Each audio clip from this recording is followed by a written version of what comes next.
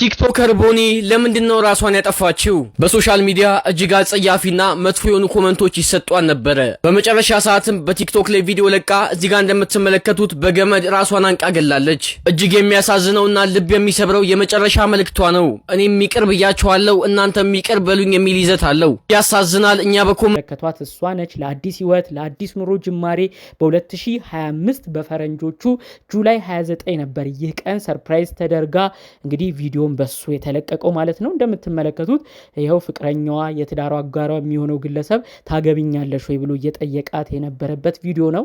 እጅግ ብዙዎች ያዘኑላት ብሎም የተቆጩላት ወጣቷ ቦኒ ይህች እህታችን ከመሞቷ አስቀድማ 2 ቪዲዮችን በቲክቶኳ ላይ አከታትላ ለቃለች። በስተመጨረሻም ያጠፋሁት የበደልኳችሁ ካላችሁ ይቅር በሉኝ እኔ ለሁሉም ይቅርታ አድርጌያለሁ በማለት ህልፈተ ህይወቷን በራሷ አድርጋ ራሷን አጥፍታለች። ይህ ክስተት በተለያዩ ቦታዎች እያነጋገረ ይገኛል። ከዚህ ጉዳይ ጋር በተያያዙ ደግሞ አዳዲስ መረጃዎች እየወጡም ያሉ ይመስላሉ። ሰፋ ባለ መልኩ ይህች እህታችን በቲክቶኳ ስላጋራችው ቪዲዮ በትንታኔም ደግሞ ከዛ በኋላ ስለተፈጠሩት እጅግ አስደንጋጭ ጉዳዮች በዝርዝር የምናስደምጣችሁ ነገር አለ። እንድታዳምጡን በአክብሮት ከወዲሁ እንጋብዛችሁ። ሰላም ጤና ይስጥልን ውድ ሀገሬ ልጆች፣ በተለያዩ ዓለም ሀገራት የምትገኙ በያላችሁበት ሀገር ሁሉ ሰላማችሁ ይብዛልኝ። ዛሬም አዳዲስ በሆኑ መረጃዎች ብቅ ብለናል። ለዚህ ቻናል አዲስ ከሆናችሁ ሰብስክራይብ በማድረግ ሁሌ የምንለቃቸው ታማኝነት ያላቸው መረጃዎች እንዲደርሱ ይሁን። ቀጥታ ይዘን ወደ መጣነው ዝርዝር መረጃዎቻችን ከማምራታችን በፊት ግን አንድ ምርቃትን ልመርቃችሁ። ፈጣሪ አምላክ ጠዋት ታይቶ እንደ ጤዛ ማታ ከመርገፍ ከድንገተኛ ሞት እንዲሁም ደግሞ በከባድ ጭንቀትና ድብርት ውስጥ ሆኖ የማይሆን ውሳኔ ራስ ላይ ከመወሰን ሁላችንንም ፈጣሪ አምላክ ይጠብቀን።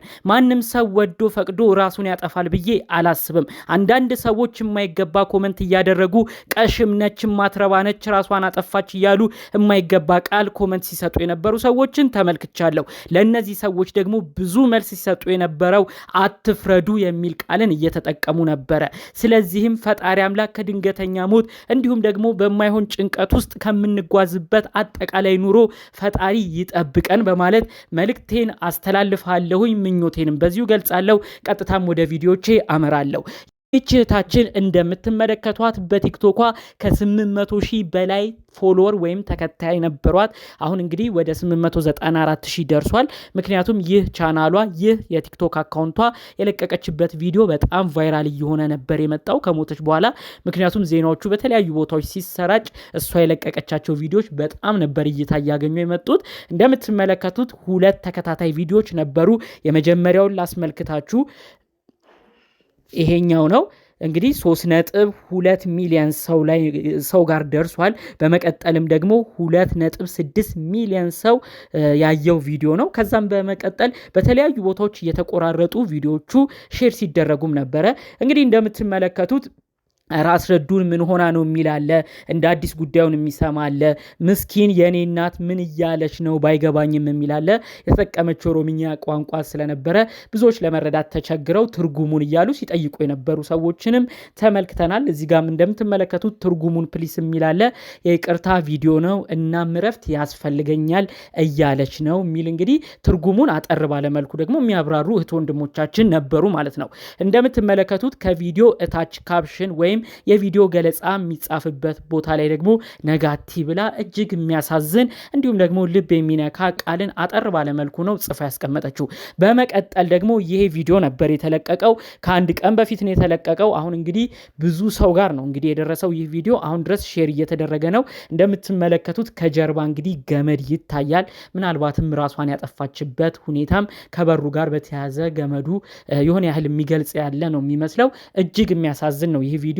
የዚህ ቪዲዮም ላይ እንግዲህ ያጠፋውት ካለ ይቅርታ እኔ ይቅር ብያችኋለሁ ብላ የተናገረችበት ነው። ብዙዎች መሞቷን ከሰሙ በኋላ ቻናሏ ቲክቶክ አካውንቷ ቫይራል መሆኑን ተከትሎ እንደኔ ዛሬ ያወቃት እንደኔ መቼ ነው ይችን ግለሰብ ዛሬ ያያት ታሳዝናለች በማለት ብዙዎች ኮመንት ሲያረጉ ነበረ። እዚህ ጋር ደግሞ ወሳኙን ኮመንት እስቲ አንዴ ላንብብላችሁ ትርጉሙን ብሎ እንደተለመደው ከዚህ ቀደም በነበረው ቪዲዮ የጠየቁ ሰዎች እዚህ ጋር በመምጣት በኦሮምኛ ቋንቋ ነበር መልእክቷን ስታስተላልፍ የነበረው። ትርጉሙን ያሉ ሰዎች ነበረ። ታዲያ እንግዲህ አጠር ባለ መልኩ ሌላ እህታችን ምን ብላለች? እቺ ቀን እንደምትመጣ እርግጠኛ ነበርኩ።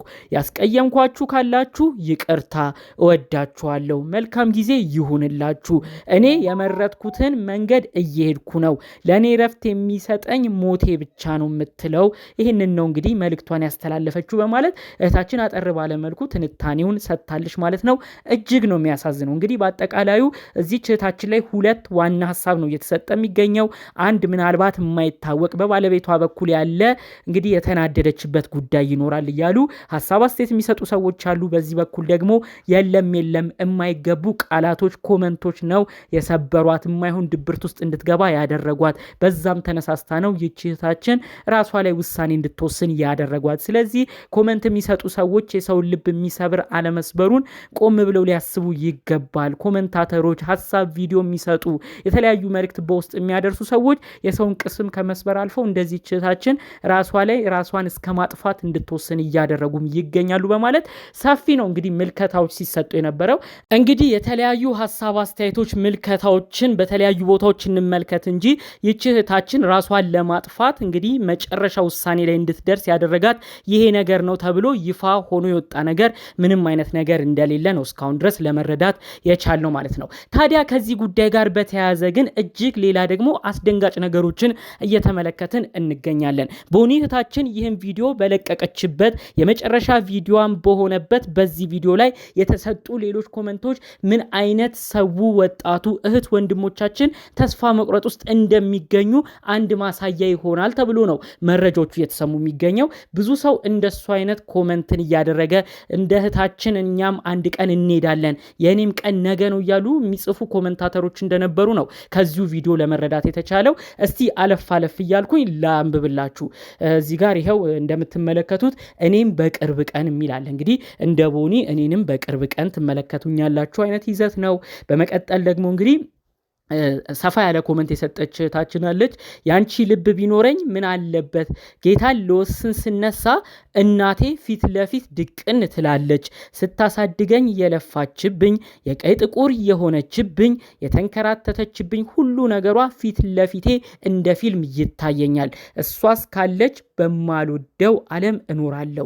ይህም እንግዲህ ኮመንቱ እንደምትመለከቱት እንደምታዳምጡት እንግዲህ እናቴ እስካለች እናቴን ላለማስከፋት ተቸግራ ያሳደገችኝ እናቴ እንዳታዝንና የዘላለም ጸጸት እንዳትሆን ነው እንጂ የምኖረው እኔ ለመኖር እንኳን ምንም አያጓጓኝም። በቃ የቦኒ ውሳኔ ጥሩ ነው አይነት ነገር የሚጽፉ ሰዎች አሉ ማለት ነው። ይህ በጣም የሚያስደነግጥ ኮመንቶች ናቸው። ሪፕሌይ ላይ ራሱ እንደዚህ አይነት ሰዎች ስላላሰብከው ይቅር ይበልክ እንደዚህ አታስቡ እያሉ የሚያበረታቱትም ሰዎችንም እየተመለከትን ነው።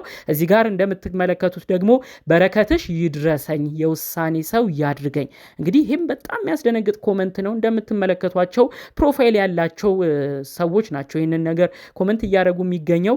153 ሰው ነው እንግዲህ ይህንን ራሱ ላይክ ያደረገው። እንግዲህ ለሞት የውሳኔ ሰው ያድርገኝ ብላ ኮመንት በማድረጓ እንግዲህ ላይክ እንደማድረግ ነው ሀሳቧን። የኔ ውድ እኔ የምከተልሻለሁ የሚላለ እንደምትመለከቱት በረከትሽ ይድረሰኝ የሚላለ በረከትሽ ይድረሰኝ የውሳኔ በረከት ለኔ የሚድረሰኝ። በጣም ወደታች ሲሄድ በቃ ብዙ አይነት ኮመንት ነው። ብዙ ማየቱ ጥሩ ነው ብዬ ማላስብም። ብቻ በዚህ ቪዲዮ ራሱ ብዙዎች በመደናገጥ እህታችን ላይ ገብተው ኮመንት የሚያደርጉ ሰዎች እንዴት አይነት አይምሮ ላይ ነው የሚገኙት? ለምን በዚህ ያህል ደረጃ ራስ ላይ መወሰን ያስፈልጋል? አንዲት እህታችን እኮ እዚሁ ኮመንት ላይ እንደሰጠችው ቤተሰቦቻችንን ማሰብ ያስፈልጋል።